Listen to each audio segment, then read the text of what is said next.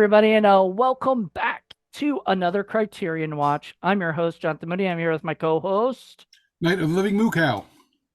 and that fits you very perfectly. Thank you, Paul Presenza. And we have a special guest here. Night of the Living, John Ward. Yay. Yay!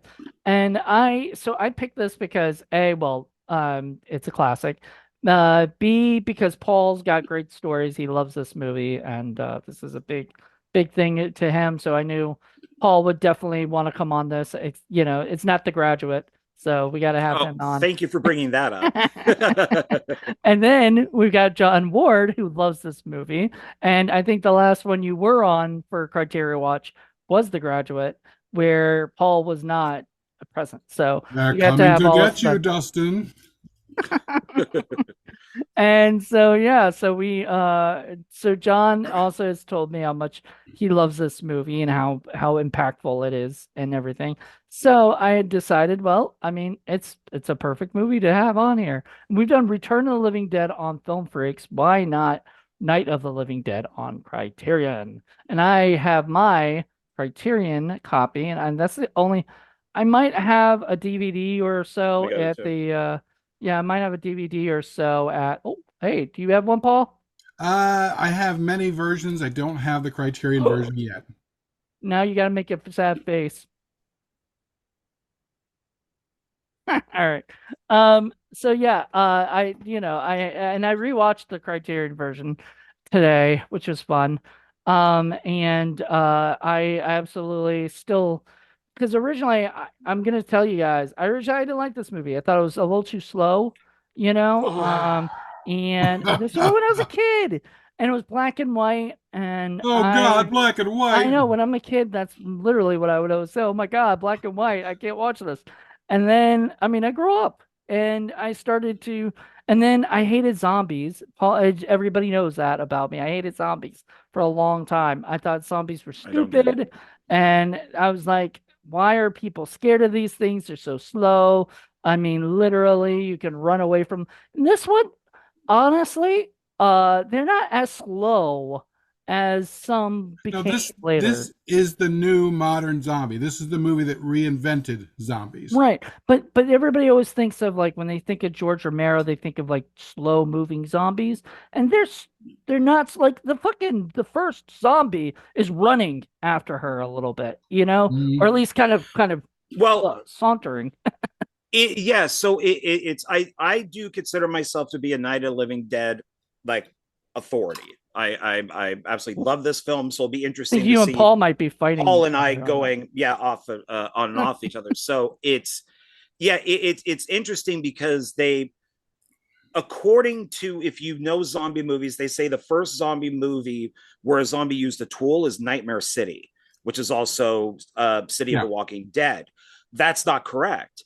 Night of the Living Dead, the graveyard zombie uses a rock. He purposely looks down, sees the rock, picks it up, and it starts hitting it against the car window, and breaks which the car breaks. window. Yeah. Then Well, later on in the movie, the zombies do pick up weapons or tools to use to break into the house. And of course, the little girl uses the trough, yeah. the Right. killer. Honestly, I have a whole issue with the whole word zombie. They're not really zombies. They're ghouls. Zombies Well, they're called are ghouls. like Yeah. the old white zombie film where you have been zombified through a voodoo spell and you were controlled by somebody else, the voodoo master or the zombie master. These are more like ghouls, although traditional ghouls usually haunt graveyards and sort of dig up dead bodies and eat them.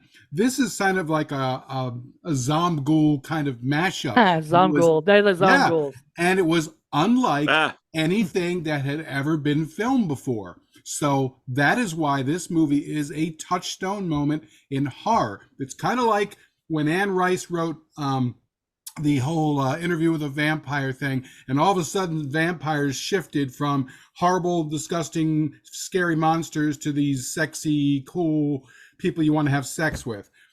Sea change in vampires. This is the sea change that happened Are you saying nobody wanted in. to have sex with Bela Lugosi? There was a little bit of that in there, but no, I think most people were not interested in that. Well, unless he went Look into my eyes.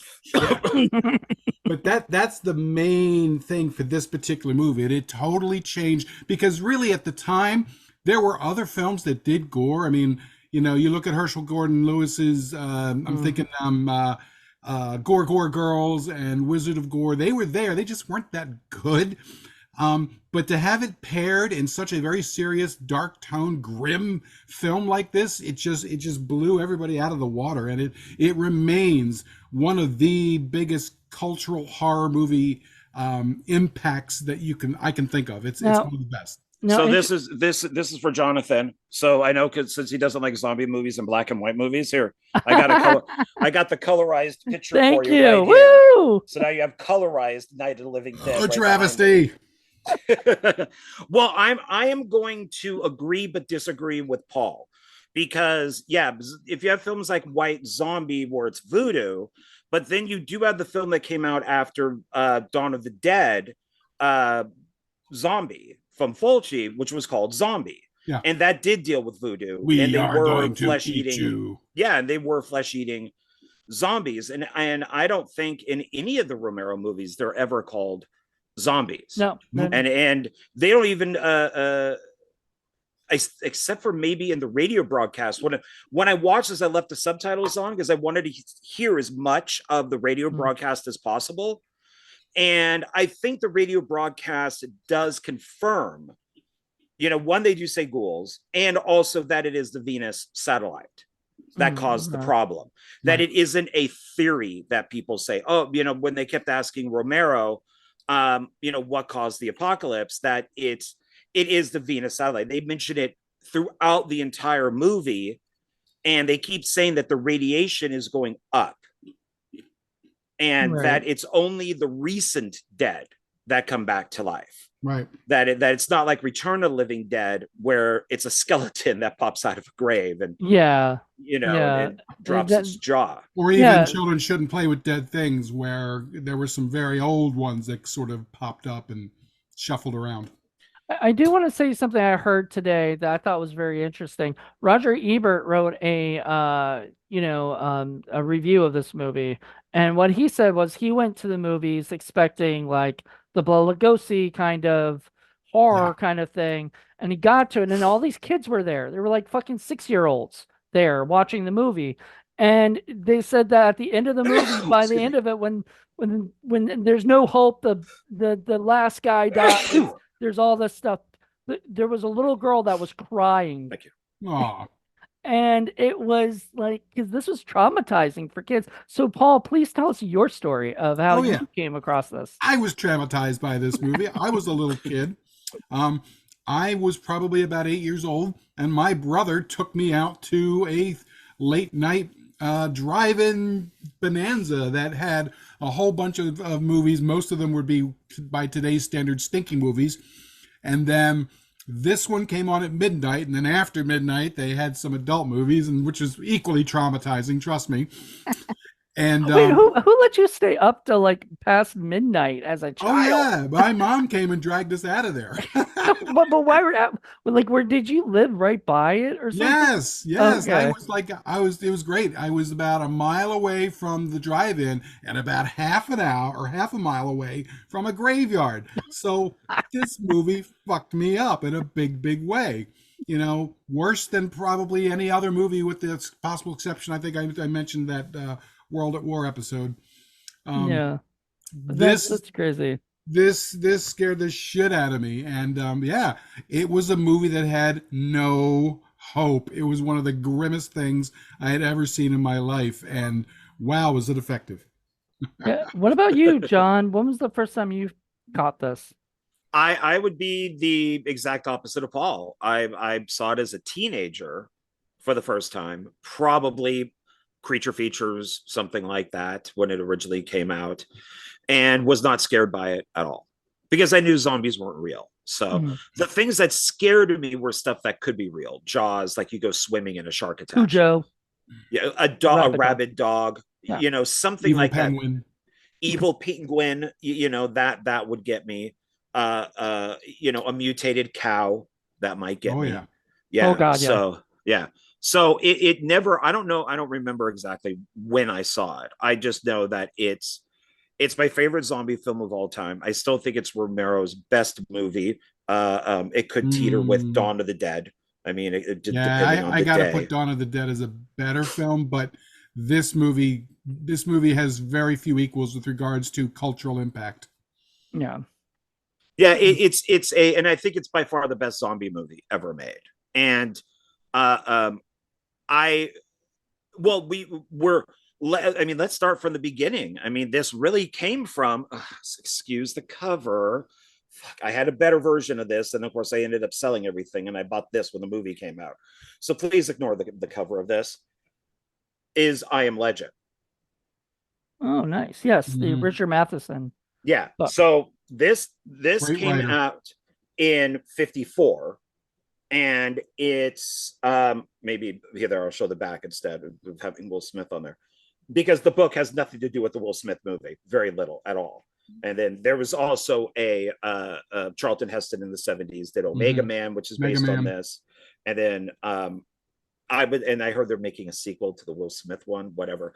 My bucket list is to make this book into a movie. That would be But great. yeah, I mean, it's such a perfect book. But it's all about communism, and it's all about, you know I Am Legend has an actual meaning in the book, but it's all about conforming and the Yeah, new I mean, we society. just had this conversation, Moody, with Mm, about the original uh, oh, Body Snatchers, Invasion of the Body Snatchers. That Yeah, was yeah, communism. it was and all and that communism with a horror, overcoat on. right. Yeah, you just couldn't say communism in it, but it was communism. And that's the same thing with the book that came out before the Body Snatchers, which was the Puppet Masters, Hmm. which was also about And the original thing, I would communism. say, Thing from Outer Space.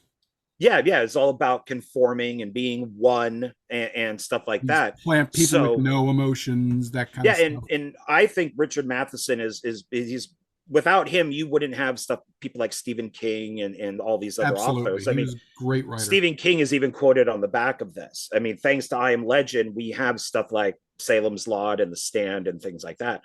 Um, and his son is even a good writer too. But Yeah. Legend of this Hell is, House. Don't forget that yeah, one. Legend of Hell House. Yeah, I mean, Incredible Shrinking Man. I mean, some of the best Twilight Zone episodes were Richard Yep. Matheson. Yep. So Romero was heavily influenced by this book. And which Matheson even said in an interview after he watched it that, he gives Romero props, but he found the movie to be silly. And he And also found it to be like a knockoff more than an homage, of his stuff. And I thought that was kind of woof. I was like, dang, Richard.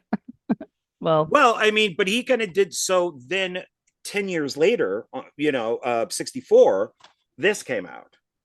Mm-hmm. So The Last Last Man Man on on Earth Earth. with Vincent Price, which is still, out of the three that were based off of the book, this is still the closest. And the screenplay is by Richard Matheson, but under an alias. Yeah. And He wasn't happy honestly, with it. I'm even surprised. I'm sure George Romero was surprised that Richard Matheson even said anything about it, because this was just a little bitty local movie that was not supposed to be this big cultural impact that it Right. became. It blew up. It's like the original, Blair Witch, where it was just this little movie, and all of a sudden it was poof. It was on every drive-in in the country. John, you always talk about like you always want to look at the budgets and stuff like that, but like this costs $117,000 and in the first 3 weeks made $700,000. Mm-hmm. And that is, I mean, you try to look at stuff like what is it? The found footage films and how they've grossed, or whatever. But that, I mean, that's a pretty amazing gross right there for something at that time they weren't expecting it to do. I mean, and originally it was called, by the way, I'm sure we were gonna get to this anyway, but Night of the Flesh Eaters was the original title, and it had the Mm-hmm. copyright on it. When they changed it to the Night of the Living Dead, they took the copyright off the movie, and that's when everybody It just at the bootlegged it. beginning and the end. Yeah. Now, if you watch, so when you're watching this one, if Hmm. you look at films that are in public domain, Night of Living Dead is still listed, except it does have that little sidebar that says Criterion. Mhm. And so I watched this at the very end of the film. It does say the latent image copyright 2016. So I think that's the film. Then it says latent image copyright 2017, which I believe is this Blu-ray. Blu-ray. So if people want to go and use this movie in their films, like we all do as B movie makers and independent filmmakers and low budget and stuff, you always like having it playing in the background because it's copyright free. Get something that's 2015 back. So don't use anything off of this. Do not use anything from 2016 from Criterion. Is probably good anyway, because as I'm sure Mr. Ward's going to want to point out, it's kind of better seeing it in the old fuzzy kind of perspective way. So this I did notice. A couple things I haven't noticed before, because as Moody knows, when we review these, I really look at it with a critical eye. And so does Paul. Paul does that too. Oh, yeah. Okay, good, as we should. So when Barbara looks up the stairs in the house and she sees the body and like the face is missing and it's just the skull, then Ben goes upstairs and drags the body away on the carpet. There's no makeup on the face. It's just a girl. Right. It's just a girl with black hair, and you just see the side of her face, and it's normal. Now, I'm guessing in a shit VHS copy, you can't see that. It's very blurry, pixelated. And that's the problem with this. Even though it is beautiful, and it's a 2K, restoration, this is not correct. It looks great. It sounds great.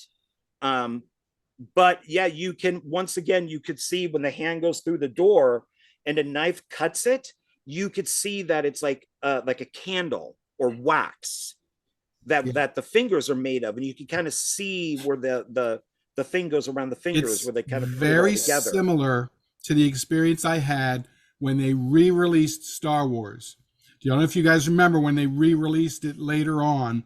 This is before he went in there and digitally cleaned up everything. But when he re-released it to the public and it was out on the big screen and you saw it and you could see all the mats in the background and all the stuff for the special effects. Yeah, like the squares. Yep. That's kind of what, it wasn't as bad as that. It wasn't as obvious as that. But I remember that and thinking, oh man, this does not look good. No, it sounds terrible. Yeah, so in some cases, when you clean it up, it looks great. In some cases, like to the average person, I maybe this would be the version to watch, because it is kind of like how you were. I didn't like zombies, it's black and white and all that. So maybe I didn't like the Texas Chainsaw Massacre, the original. When I saw it on VHS, I thought like it made me feel dirty, like I wanted to take a bath or something. Oh yeah, that's one of its charms. and so it went, I don't like this. 37 showers. Yeah, and then when I think it was Elite that released it on Laserdisc. My God, did that thing look good? And I fell in love with the movie and liked the whole series. Well, most of the series after that. Oh. And so, I think in Texas's case, it works. In this case, it does not. It doesn't. Yeah, the grandpa finger suck scene will always go down in history for me as one of the most disgusting scenes I've ever seen.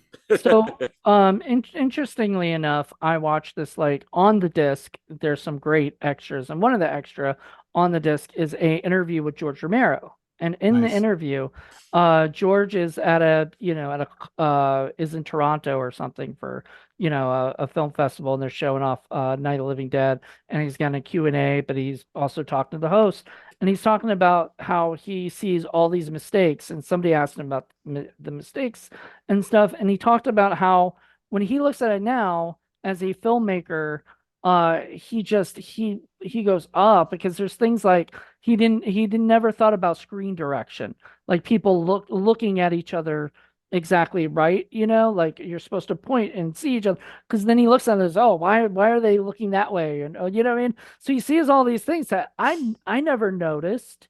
When I watched it again, I didn't notice that. I'll have to go back and go, oh my God, I can see what he's saying.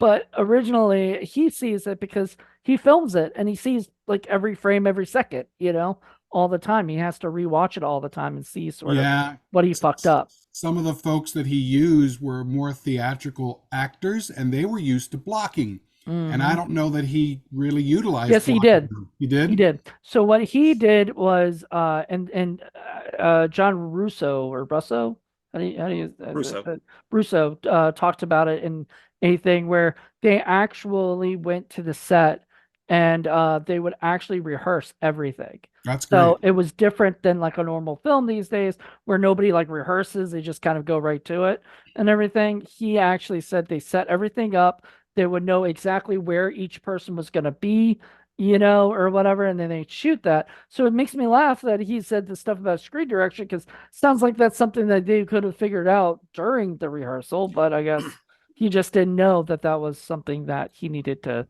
And by the fix. way, they really need to get back to rehearsal. Rehearsal is fabulous. It's critical, I would say. Yeah, we actually had rehearsals for Dark Office when we were shooting that. We made sure that we went over the scenes and then we would talk about it or whatever. Then we Because make sure. that's how you pick up mistakes before they happen.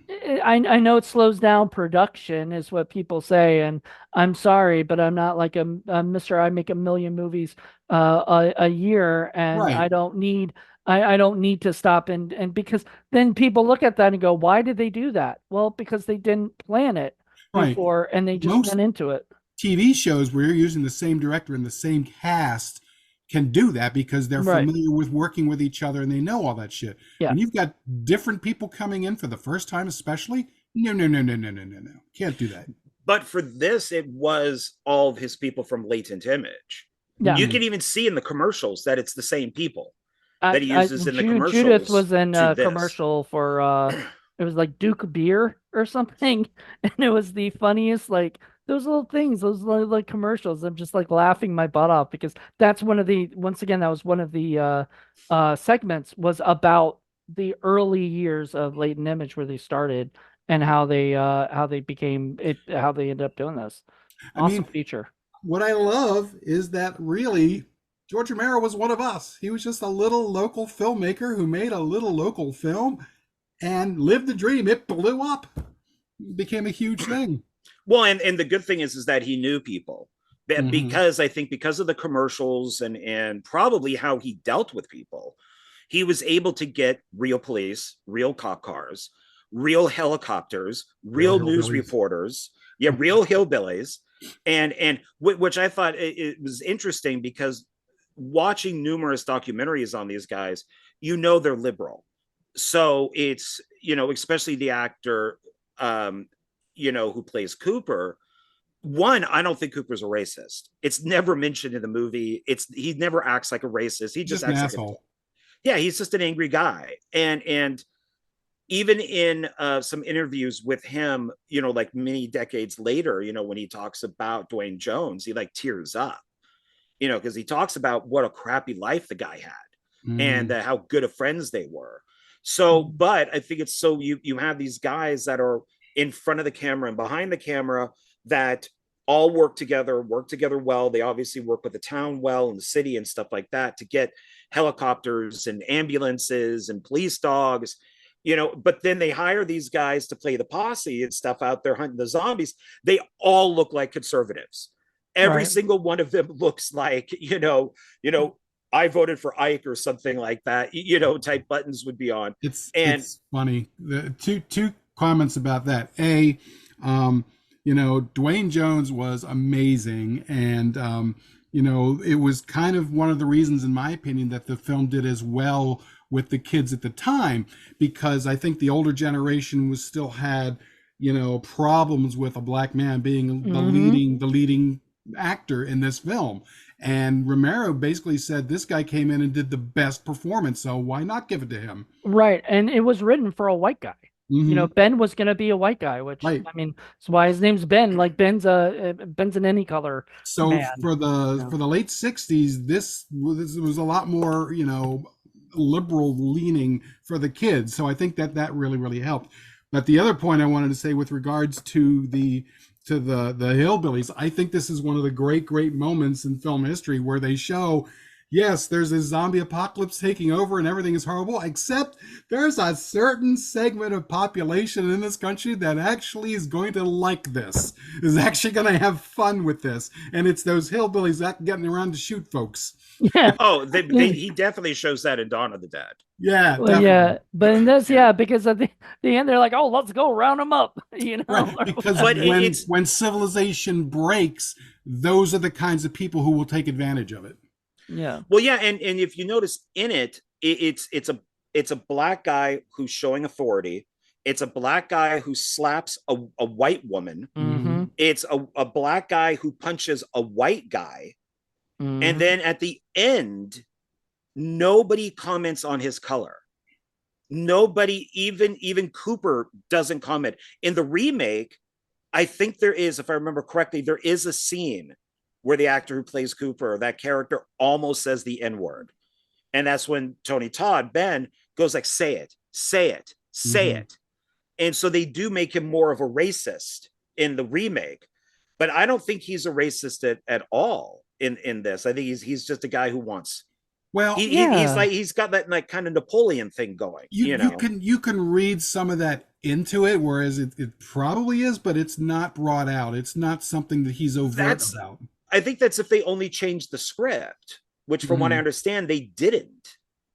So it's Right. never brought up that Ben is black. And of course, also when the film came out, that's when Martin Luther King Jr. got assassinated. Yeah, yeah, So there's all of this Well, and stuff happening at the same time. and the right. Martin Luther King thing didn't happen until they were already in distribution. Right. So they were like, "Oh crap, this is going to be a big deal." Like we're A putting, bad event, but good timing for the film. yeah, bad event, but like, wow, holy cow! And then I think Romero was talking in the interview about how he was driving with with the guy who plays Johnny, who's his partner, producing Thumbs up to partner, you too. and he goes up and he goes, "Oh, did my thing go thumbs up again?" You know, you could turn that off. I don't know what is that.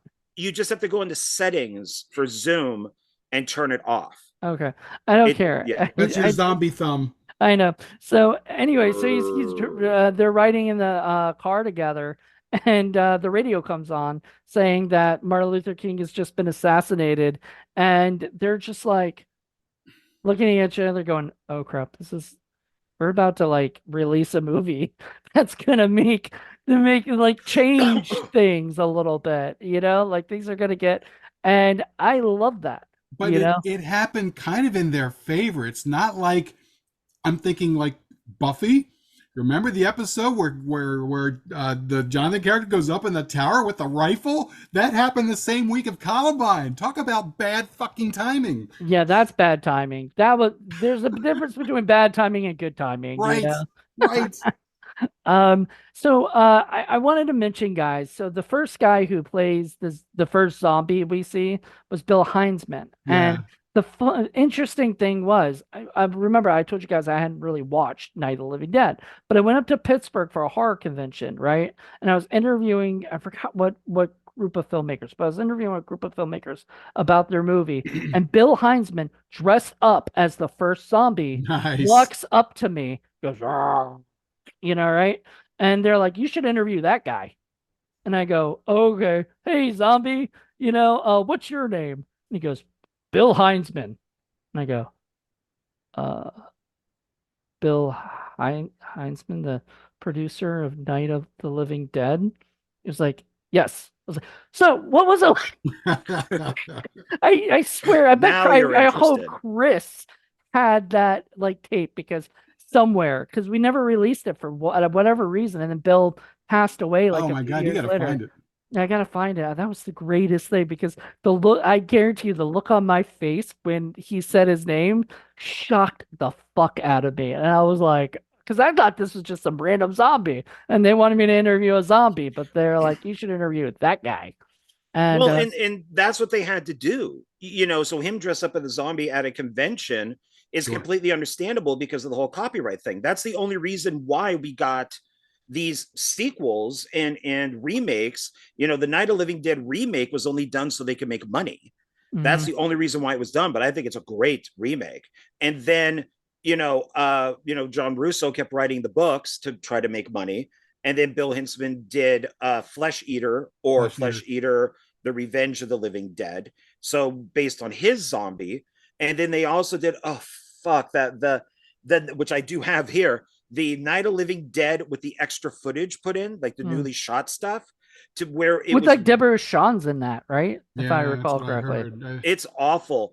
And then they did a sequel to that called Children of the Living Dead, which is one of the worst movies I've ever seen. Oh, that sounds And like something on IFC. oh my God, is it horrible? And and I think it was during Children is when Romero called them and said, stop or I'll sue you. And because he didn't like that they were doing all these. So it's like, oh, okay, so it's okay for you to go do it, but we can't. So that's the only reason why all of these, like I almost have an entire shelf of just like Romero-esque, like Dawn of the Dead, and then the remake, and the Day of the Dead, and the two remakes, and then Return of the Living Dead and its sequels, and so forth. And it's almost an entire shelf just dedicated to this one series. I can only have this one and Dawn of the Dead. All the other ones, even his Return other of the Living movies. Dead. Well, yeah, but that's not him. That's Right, but John Russo, didn't he have something to do with it, like write it or something, if I'm correct? Yeah, That one, or it's was... based on his book, but the book has nothing to do with the movie. Oh, okay. So The Dan book O'Bannon is closer to Children of the Living Dead, and because it's about a school bus of kids. I think there's two versions of the book, and I think one is a novelization of the movie, and then the other one is his actual story. Yeah, to me, But Night and Dawn are the big 1-2 punch, and to me, Dawn of the Dead is the same thing. Only everything has been upped, including the gore factor, and there's this other different kind of political undertone and social undertone that wasn't quite there in the first film, where it was more, the communist kind of stuff. And I think it's a better film overall. I just think that it wouldn't have existed. None of this stuff would have existed without Night of the Living Dead first. right. Yeah, especially with But the Dawn of the Dead was all about consumerism, right? Right. Like, yeah, and whatnot. And so it had an edge of humor, like black humor to it, that the first one did not have at all. yeah, but would it exist without the VHS colorized version of Night of the Living Dead brought out by Hal Roach, where the zombies are green? And What? right here on the back, Fucking it does Hal state Roach. Night of the Living Dead. They scream louder in color. Says it right there. No, brother. Okay, so why Right do you there. okay, so I thought the reason that you got these things is to see the worst version, right? But the Oh no, worst some of these are so this I had bought originally because Hal Roach also brought out King Kong colorized, where King Kong is purple. Like that's This is how Little bad Rascals this Hal Roach, right? Yeah. So he released a Scumbag. few films, colorized version, new, Bald Hal eyes. Roach Studios down here. So some of these I own because they're more of a collector's thing. But this I did buy because I thought it was hilarious that it said zombies scream louder in color. Yeah, it's just stuff in public domain that he was getting fat off of. Yeah. And I bought this and I was watching it, and my girlfriend at the time got really annoyed that I was watching it, so she decided to have sex with me. So it's instead of what punishment you had. I know. So it has a little place in my my heart. So Maybe watch the colorized version of Night of the Living Dead. Let's have sex. Hey, you know what? We're telling people that's how you get it. How you get some. And sometimes we'll start putting that on there, and then girls will get upset and have sex. I know a guy that used to be friends with my older brother who said, yeah, I was there in the drive-in theater when that first came out in Delaware, like the first night, and I don't remember any of it because I was busy fooling around. It happens. And then so this is the one that I recommend if you want Criterion. Yeah, obviously get Criterion. To me, this is probably it's not the grainy, but it is the best version of the film to get if you just want to go more mainstream, because it also has that really good documentary on it. Mm-hmm. It has 2 audio commentaries, all new documentary, one for The Fire, Speak to the Dead. It's got the last interview with Dwayne Jones. So this is a really good version of the film to Yeah, get. I've got that one. It's one of the So anniversary are the editions. is the commentaries have hold on. There's a commentary with on this one there's two commentary tracks. From 1994 featuring Romero, Russo, producer Carl Hardman, actor Judith O'Day and others. So It just says featuring George A. Romero and members of cast and crew. It looks that's like this came probably it. out 2008. Okay, so And that's probably the 1994 commentary tracks. And yeah, this is Dimension. So oh, I Dimension put that out. Okay. yeah. So it's my favorite one. It's the one that, but you were mentioning to me that, and I've heard other people say this too, and I think Paul agrees.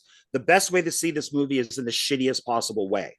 You Mm-hmm. want as much film like scratches. You want the film to kind of tear a little bit and kind of jump. You Yeah, want it to have that real documentary type feel. that 70s Like feel. yeah, if there was like a if we all died out and in a time capsule some aliens found a movie, you would want to see something like this. You know, you want to see the more crappy version of it. So then they go, oh my God, this really happened.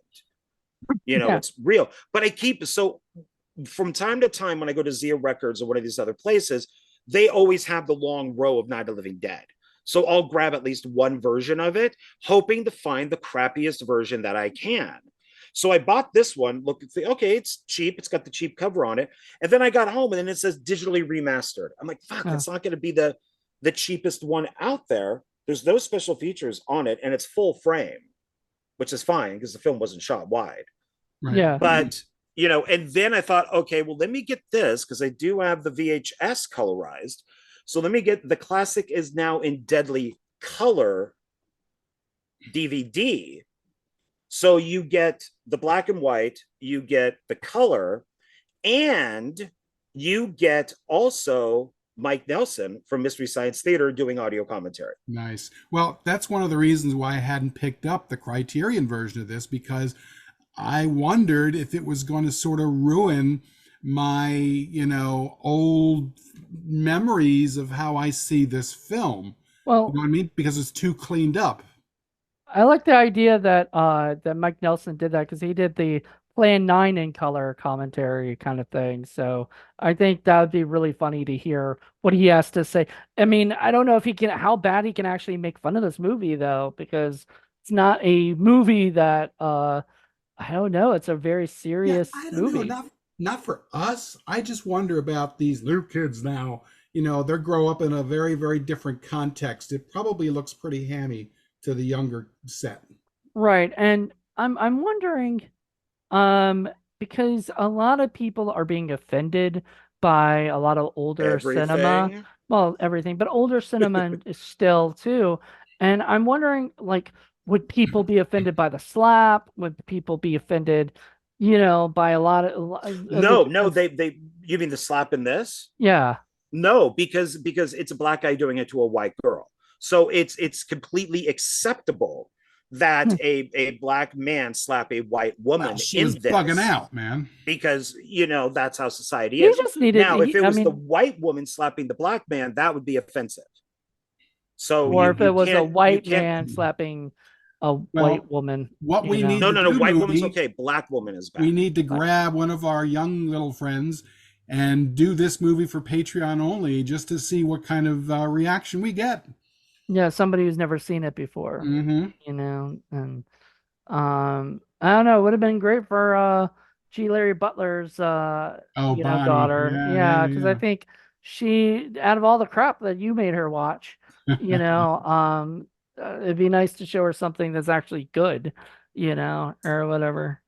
Um, but anyway, I don't know, and people may look at it differently than we do, Like Santa obviously. Meets the Ice Cream Bunny isn't a great film. Well, if you guys want to do this on something that's really bad, like we're praising the film here. So on one of the other shows, if you're just looking at bad movies, then this is what you should review. This is What is that that? what this is that anniversary one, the 30th anniversary limited edition where they added in, they went out and shot new scenes Ugh. with all the zombies and other things and put them into the film. So then this would actually be part one, along with Children of the Living Dead, or Children of the Dead, I think. Really? Is Is that what they were trying to do? Is yeah, like tie it together? it's the 30th anniversary limited edition. Let's see here. Okay, so to celebrate the 30th anniversary, the cult classic Night of the Living Dead has been expanded and enhanced to bring you the best visual and audio ever. So turn out the lights, blah blah blah. So it's a limited edition down here, so it's got the numbers. They redid the soundtrack with an official soundtrack, so you get the soundtrack with the movie, and then you get a booklet, a comic book, you get all that stuff with this. But this is, if you're a fan like me, this is insulting. This is absolutely insulting to the movie that they did this. And Romero would not have anything to do with it. He instead it was everybody else. So there are scenes like there is I think it's supposed to be Cooper's family, and the car is already turned over and all the zombies are going to the car, or they do turn it over. I forget exactly, but they show you the stuff that they talk about, but not all of it, because it'd be too expensive to go to the diner and show what Ben did or what Ben said. This is insulting. Yeah, this is awful, but it's worth having if you're a completist like me, because it's so bad. Well, I think I'll stay away from it. Speaking of George Romero, he was at a horror convention that a former friend of mine was at, who was an actress that was going to be in a Night of the Living Dead prequel. Right? Origins. I don't want to say what. Yeah, I'm trying to stay I away believe the from film saying. is called Night of the Living Dead Origins. I don't know if that's the same one or not, but it was a prequel that she was going to be in originally and never got finished. So, and so anyway, so they end up going to they end up chatting with him, these two girls interviewing him, and they ask him, so I'm gonna be, I think she was gonna be Barbara in the prequel, blah blah blah, and he goes, what movie? And they're like, oh, the prequel to Night of the Living. It's like, I didn't know anything about this. And in the look on his face of like sadness, just saddened me, because like so many people can make and that's another reason why I never thought about, because it's very simple to go, oh, I'm just gonna make a Night of the Living Dead movie. Oh, I wanted whatever. I never wanted to, because I didn't want to upset George Romero. I know, like I'm scared of him or anything, but like that's just sad. Just be like, if we made a movie, but if he could do it, why can't others do it? His friends were even doing it, and he was telling them not to do it. There was the lawsuit between him and Richard Rubenstein, where Rubenstein could use of the Living Dead, but Romero could only use of the Dead. So it's like it's so if. Why does Romero get to be the dick in this and nobody else does? Look at Roger Connors. He made a great Night of the Living Dead film called Rebirth that I'm a huge fan of. I interviewed him, and he plays Barbara, and name change and all that. I'm even in one. This guy put out on Facebook. He goes, I've been dared to do a remake of Night of the Living Dead, and I'm in it. I play like a cult leader, like an Alex Jones type guy. But I told him, talk to Roger, because he had to change his title, and so you may have to do the same thing. And he did. He spoke to Roger. Now the film's called Dead of Night, but it hasn't come out yet. I would love to do one. I was going to do Night of the Living Dead Las Vegas. Nice. And it would happen at the same time as Night of the Living Dead, but take place in Vegas. That's actually not a bad idea. Night of the Living Gamblers. Yeah, you would like if I could find like a little casino that would let me film in there, and you just have Night of the Living Showgirls. Yeah, just kind of up there all. And there is, I don't know if it exists anymore, but there is a Showgirl zombie show that was out here for like 10 years or something. You're right that George Romero. So George Romero didn't even like, because he's talking about it in the interview. that he didn't like it when people made zombie movies, like, after He him. was offered Walking Dead. And he said no. And that comic book series was in tribute to him. Right. They never Yeah. said there would be a running zombie in that movie, even though we had him in Return of Living. Even though they had him in Night of Living Dead, the graveyard zombie does run, but Yes, that's he does okay. run, which drives me crazy. Them saying, they're slow moving zombies. No, there's at least one fast moving zombie, and I think they Yeah, the do old have. school zombies were the slow shuffling ones, and yeah, they're And they're not people, they're not the fast ones of like Z Nation and stuff like that, but they well, weren't slow. they became every big. Nobody knows Nightmare City because that's running and using weapons. But it was 28 days later. Mm. Right. And those technically aren't zombies. They're like rage zombies. They're like rabid. Wow. So but that's where everybody says, oh, do you prefer the Romero zombies or the 28 days later zombies? So it's, Wow. and then of course they got incorporated into the remake of Dawn of the Dead. So they kind of did both in a way. I do want to point out that my very first acting that I ever did in an independent film was way back when I was a freshman in college, and my cousin's boyfriend was making short films. And so I was in a scene where there was supposed to be I was supposed to be making out with this chick, and there was a TV with something on in the background. And I said, "Well, what's playing?" He said, "Oh, I don't know. We'll just throw something up there." And I said, "Well, I happen to have Night of the Living Dead with me. Can we throw that on there?" And he's like, "Oh yeah, that sounds great." So it's actually playing in that scene out of nowhere, except for my suggestion, and I get to be making out in the movie while that's being played, which I thought was fun. I don't know that Nice. thing ever saw the light of day to anyone, but it Oh, that's sad. I was gonna say was we should fun. do it for Sure Film Saturday if you can find No, it. You know. God knows whatever happened to it. Yeah, that's Yeah. yeah, no, it's in somebody's personal collection Hmm. where they're looking at Yeah. watching you making out with somebody. They're getting hot from And I that. wasn't Yeah. even really making out. We just got really, really close and pretended.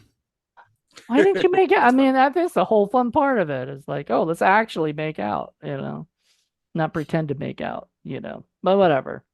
Um, Well, and we had brought up remakes and stuff. So I think it depends on what timeline you go with, because there's also Return of the Living Dead timeline, but then there's also the zombie timeline, which takes place before Dawn of the Dead. Because Dawn of the Dead was a hit, Zombie was made, but came out before Dawn of the Dead was released in Italy, and that's Voodoo. So Hmm. when they're crossing the bridge in New York, that's supposed to be them going into Dawn of the Dead. ah. So you could also follow that timeline too. So did you And because see? oh god, I was just going to say, did you see Children Shouldn't Play with Dead Things? yes, I own it. Yeah, I love that movie. I love it to bits. I love it. I really But no, like it. I did rent it from Netflix years ago. I haven't seen it since, but Well, we did it. We did. Remember, we did it oh, in. I that's think it was in right. Vegas. I think when we were during our trip, we talked about it. Did we talk about it? Did we do that one? Yeah, we did. Okay, then wait. Was Julie in that? Yeah, Julie did that one with us. And Yeah, yeah, yeah, yeah. and that's really funny that Julie did that one with us. And then we had John for Stink of Flesh, which Mhm. was Which I another always have to zombie point movie. out did not stink. It did not stink. It was pretty good. Yeah, yeah, I always have to Um, say that. yeah. I I'm eventually bought it too. It's in my zombie collection. Nice. Yeah. nice. But I have here, because before we decide to leave, I do want to get through all my stuff for tax write-offs. So uh, um, we also have the remake.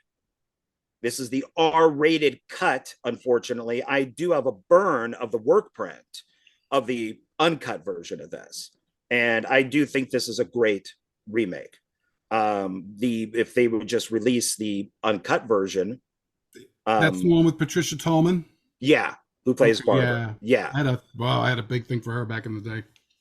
yeah, she was yeah. Even when she was playing Ferris Bueller, when the principal mistakes her for Ferris and turns her around and it's a girl, it's like, yeah, you look like Ferris, but you're still hot. Um, Yeah. but this is really good. I recommend this.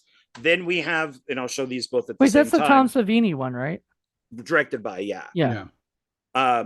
And then we have these, Oh which yeah, are the 3D. So you can Oh, get them as Night of Living Dead 3D 2D version. There's also a 3D version. I have the 3D version with the glasses. I've never watched it because those things always give me headaches. Yeah, that's why I chose to get the why did 3D. you buy the 3D version then? Because it was like $1. Oh, okay. Yeah, I think I might have somewhere. I just don't know where it is. The 3D. I think I just because you had to buy it separately. But it is a straightforward remake. But it deals with the house they're in are like pot dealers. So they Oh, sell pot, they grow pot, and then they did a prequel. This is also 2D. Night of the Living Dead Reanimation. heard about it. I've I heard of have it. that too. Same, but this one all takes place at a cemetery, and this is where we find out where the zombies come from.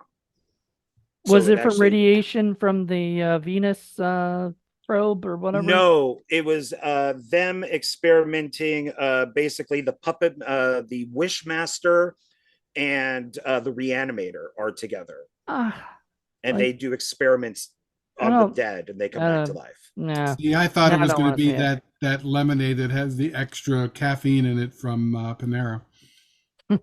So they're not good, but they're not bad at Maybe, the same time. maybe someday.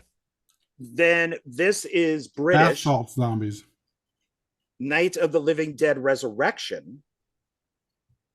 So, which is not horrible, but not good at the same time. It's kind of falls in the middle. And then this one is a collection of zombie films, but it has Mimesis, Night of Living Dead. Mm-hmm. And that's the one I hate the ending to this movie beyond belief because it's just Scream. The idea is great. They kidnap people from a party. They put them on the same set as Night of the Living Dead. So there's a black guy as Ben, there's the woman as Barbara, and they have to reenact Night of the Living Dead. And there's people as zombies. That's kind of stupid. And I enjoyed it until the end when we find out that they're film fans who had to take it a step further and do this. And it's like, oh fuck, now it's a Scream. Yeah, That's all it's it just is. like It's just Scream. Scream. Yeah. Yeah. So but they did do a sequel. I forget what movie they used for the sequel, but there is a second one to this with the same mimesis, which is memory. Right. So so they did that. And then we get into animated movies. Night of the Living Dead Reanimated, Oh wow. where it's a whole, this is from Wild Eye, it's a whole bunch of different animators animating the movies. They take different scenes and put their own touches to them. So every Interesting. scene has a different animator. Well, does it have the same voices for the characters and stuff? Like, is it the same movie? I haven't seen this in a long freaking time. I would think so. There's not Because really there was one credits. animated that had like Danielle Harris doing the voice or something. Well, it's funny you say that because it's this piece of shit right here, Is that the next one that you're which is Night of the Living Dead Darkest Dawn, Okay. which I hated. It's an hour. It's supposed to be Night of Living Dead, but in the city. I was looking forward to this. This thing was like $60. And I finally found it cheap for like Wow. $20 used. No, still. And I was so looking forward to this. And it's Tony Todd, Daniel Harris, Bill Moseley, Nice. Tom Sizemore. Oh my goodness. He plays like an army guy. And I was so What a surprise. it's a CG movie. Rest I in was peace, Tom. so disappointed in this. It's amazing. And then my last couple, Night of the Animated Dead on Blu-ray. And this one looks more like Teenage Mutant Ninja Turtles type of thing with the animation. So, and it's Warner Brothers. So, There and you then go. the best, and then this is my last one. This might be one of the best documentaries that I've seen of Night of the Living Dead. There's a couple others that are on YouTube. One of them is called Chronicles of the Living Dead. It's an hour and 5 minutes, and it's really good. So I recommend that. But this is Reflections of the Living Dead. Mm. And that pretty much has everybody. They got like anybody that was still living is in this. And it's done through it's Tempe. Tempe Entertainment. Yeah. So J.R. Oh, Bookwalter is interviewed in it. I So bought this and then found out it's edited. So I had to fucking buy it again on Blu-ray to get the unedited version. so you realize what has to happen, John. You have to make a meta movie where you're making, you know, the Return of the Living Dead, where you're bringing back to life everybody who was in the original movie who's dead, back to life to reenact the exact same movie that they've already done. I like that. that Oh, you're sounds you're just you're silly. just a fountain. You're like a fountain of ideas. Yep. It's Just a fountain. the curse that I live with. Yeah, he just comes up with these ideas, but then that's it. So Um, that's my collection of my collection of just Night of the Living Dead, but as a whole, it goes on like that. Hmm. I even have Day of the Dead 2, was it Contagion, which is considered one of the worst Yeah, movies I've got that. That's ever bad. made. It's bad. It It's is not even not fun good. bad. It's No. just so bad, bad. in speaking of documentaries, in the I guess little documentary or whatever little interview, George Romero and the guy talks about the American Nightmare documentary. I guess have you guys seen this documentary? I Heard of want it, to see haven't it. seen it. But it talks about the 60s and 70s and how influential I think I horror own was. it. Yeah. Yeah, how influential horror was at that time and how like and what I always like when I was like thinking when I was watching this movie was like okay, so at the time I mean there Paul mentioned H.G. Lewis and people like that, but like uh those weren't popular enough where they were the movies people were really watching. And the movies that people were watching were like the 50s style B movies and stuff that weren't very scary at all. They were just very silly and Psycho would very have been the goofy. king at that period of time, Yeah, Psycho would have been the or king and Peeping Tom, maybe. Keeping Tom, and maybe even some like William Castle ones that didn't use the gimmicks. Yeah, by Um, then, the more mainstreamy stuff was like sort of like Roger Corman's Poe stuff, where but it was all really more costume drama than it right. was real horror. Well, I was thinking about it going, like he thought he would make something scary, right? Try to get back to scaring people, or whatever, making horror actually scary again, and you know, in this world right now, I feel like we need that. I feel like we don't have that. I feel like there are companies in Hollywood, especially like I mean I hate saying it because like Blumhouse makes a lot of good like some fun horror Did. films, right. But what do they do now? They go PG-13 and try to make it safe. They play it safe because they To don't want cast a to. wider net to get more Right. money. Exactly. More money. That's all they're worried about is getting more money. And I guarantee you they'll get more money if they make a hard R, rated R, scary as fuck but movie. but they won't, because you have a 6-minute film, if not shorter, for the killer swimming pool movie. Was it Night Swim? And then it's like, okay, now let's make it into a 90-minute movie, but we'll only now I don't know its actual budget, but I'll say, okay, so the film will give you 5 million to make it. Well, even though everybody says it's a piece of shit, the film made like $30 million. Right. So why would Blumhouse change what it's doing? I know so many people who thought Smile was scary. Like What? oh my God, I had to turn it off. It was so scary. And I'm like, I Smile is awful. It I is horrible.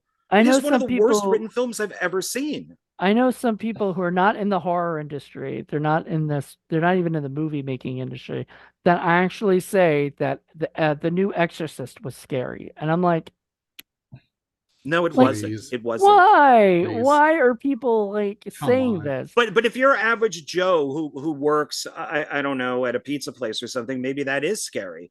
But if you have filmmakers, and I've done a couple of videos where I've said this, if you find this film to be good, stop making movies. Yeah, the Because thing. I'm sorry, we all can agree and disagree on stuff, like if you think it's good or not. But there are people out there who I think, like, if you really think the movie Smile is good, stop. Just stop. Yeah. just It's Gonna not review that. We're good. the reviewing that soon. reason this one worked when it worked too, I think, is because it had a very different approach to horror and to scaring people in general. Whereas before it was more of the anticipating and you know, the dread of things like that. That was different. This is all visceral. This is seeing the violence and seeing the gore and seeing the viciousness and the heartlessness, the lack of hope.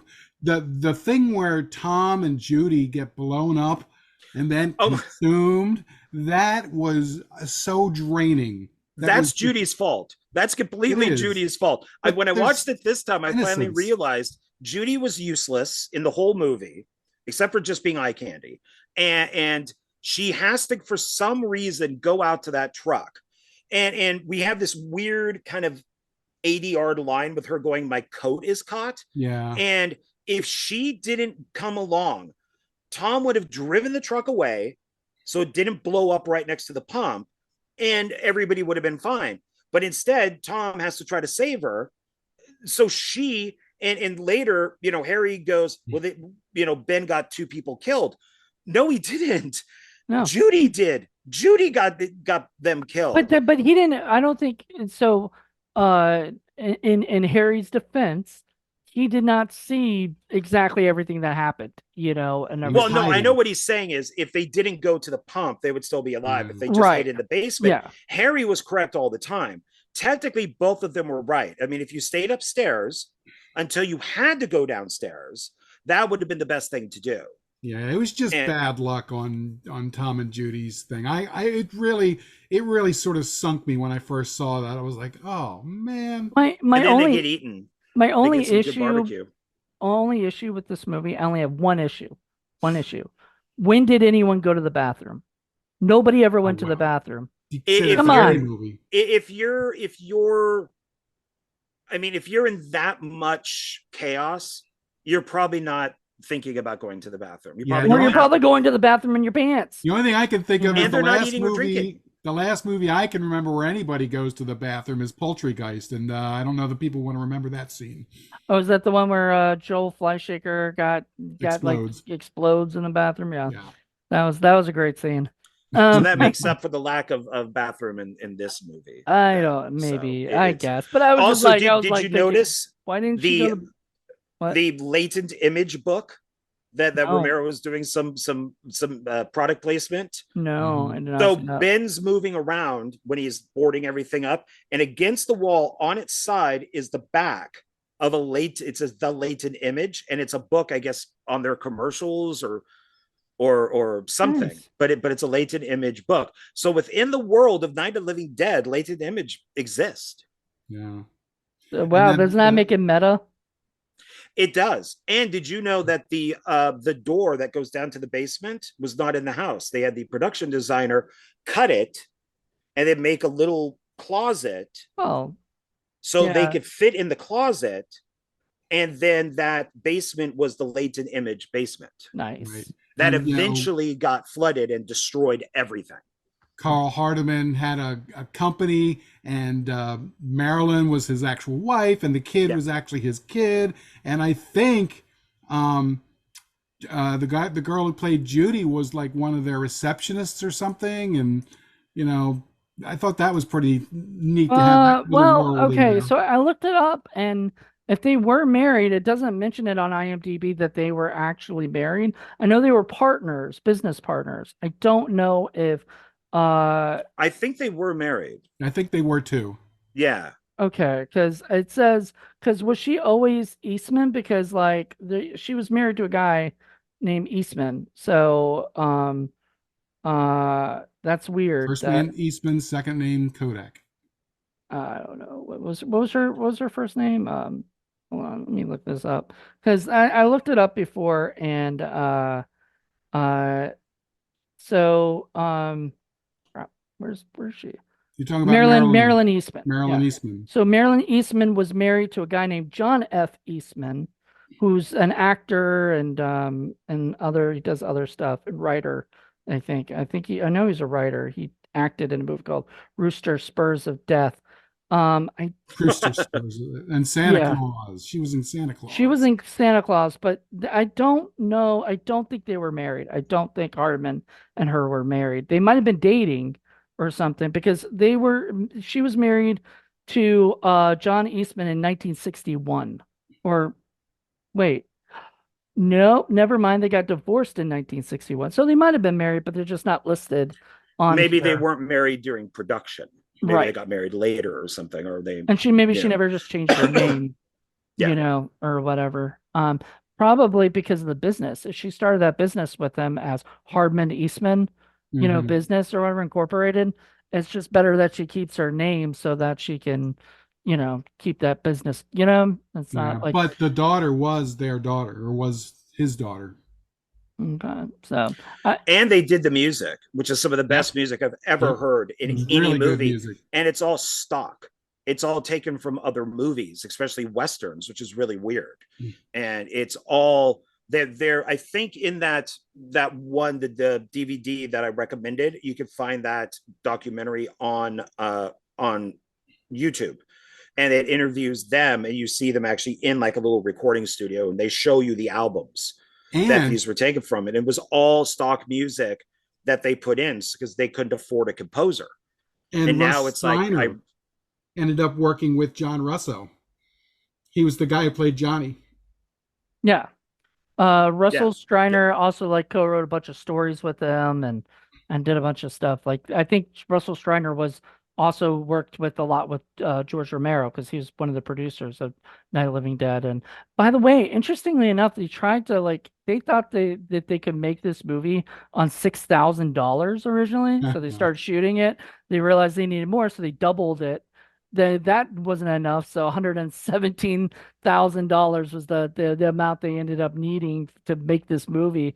But that would have been the equivalent at that time of like $990,000. That would be like almost a million dollars today, by our standards, maybe more, because it's been a little bit of time. Um, anyway, I think we're gonna have to wrap this up. But what are our last thoughts on this film, Paul? Classic film. You need to really see it. It's not just, a monster movie or a horror movie with a lot of gore. It's actually very skillfully made, considering the time and the budget and the folks that they used. And if you haven't seen it, don't just think of it as a campy old, really ridiculous, weird movie. It's actually Like really, me, really good. Yeah, give it a like I shot. thought, just give it a shot. I actually, now that I'm older and I can respect it, and I bought it. I remember when I showed Paul that I bought it on Criterion because I have the Criterion Hall video, and it was the first time he saw, and he goes, "What? Like why? Like I thought you hated zombies and hated this movie." And I was like, "I want to give ghouls, it they're ghouls. I want to give it Yeah, another try." You know, Zomgoals. some ghouls. I Uh was in Zombies. yes, you were. He was in a movie called Night of the Zombies, Night of the Zombies. Nice. directed by Mike Will Ferguson Colasso. killed him. Yeah, Well, I did not get killed by a you'd zombie have to though. come back and make Night of the Ghoulzoms Night This of sounds or the Ghoulbies. cool. the Cool. And so yeah, so I will definitely recommend this movie. What about you, Paul, John? It's my second favorite film, The Graduate. The Graduate being the first. That's funny that What a that's great like mashup that would be. Night of the So, Living Dead Graduate. and I think it's the greatest zombie movie ever made. I think it's the greatest horror movie ever made. That's why I own so many things on it, because I just think that it's fun to collect the whole Dead series among other zombie movies. I mean, I have like two shelves of just zombie movies alone. I So it's yeah, this would probably, I think probably my introduction to zombie films was White Zombie, and I thought it was boring as hell. It was so boring. It's And all then right. I saw, I mean, it's fine. It's fine, for but as a kid, I could look at it now as an adult and be like, oh, Yeah. that's a good movie. But back as a kid, I'm like, what is this? And then when I saw this, I fell in love with zombie ghoul stuff. yeah, So, but I love it. I think it's a great movie. So Night of the Living Dead's Graduate. I want to see that. I I'm want to see that telling happen. you, That's a great Dustin title. they Hoffman and what's her name? They run away from the church. They get onto the bus, and it turns out the bus is full of zombies, and they get eaten. I mean, you could The also bus call it breaks just down by a farm. you could just call it Bus of the Dead, or whatever. They have Hey, that don't put already. that title out there. I have a title very similar to a zombie film I want to make. I have one too, and I won't say the title of it because I love it. Oh, thanks for Um, saying mine. I didn't mean to say yours because I didn't know yours. You never told me yours, so there you go. Mhm. And don't tell me yours, so I won't ever know it. So I don't accidentally steal your title. Keep your ideas that'll never happen to yourselves, guys. We have all these ideas, but anyway, I, I everybody, I what? told the Mahal brothers I want to make a zombie film, and they said, "What's the title?" And I told it to them, and they're like, "Come on, man," because the title is kind of a combination of two of their titles, but it was unintentional. Hey, Nice. I still want to make cow pyres, vampire cows that run around and drink the milk of the living. That'd be awesome.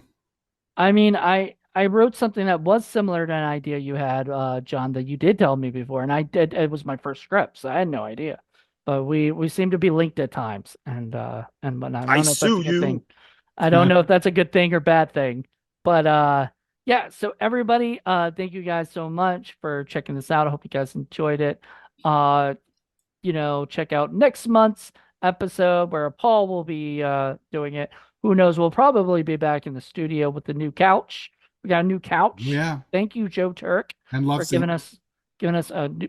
I don't like that title, Love Seat. Like that it makes it sound weird. Like you have to make love in the seat or something. So I don't like it. Okay, You know, but I'm kind of I turned like on. chair Mr. better. Literal. How Yeah. about just couch? Well, couch and chair. There you go. But anyway, everybody, I love you guys so much. And hope you guys enjoyed this and join us next month for a brand new episode. Until then, everybody, Bye. bye. Peace.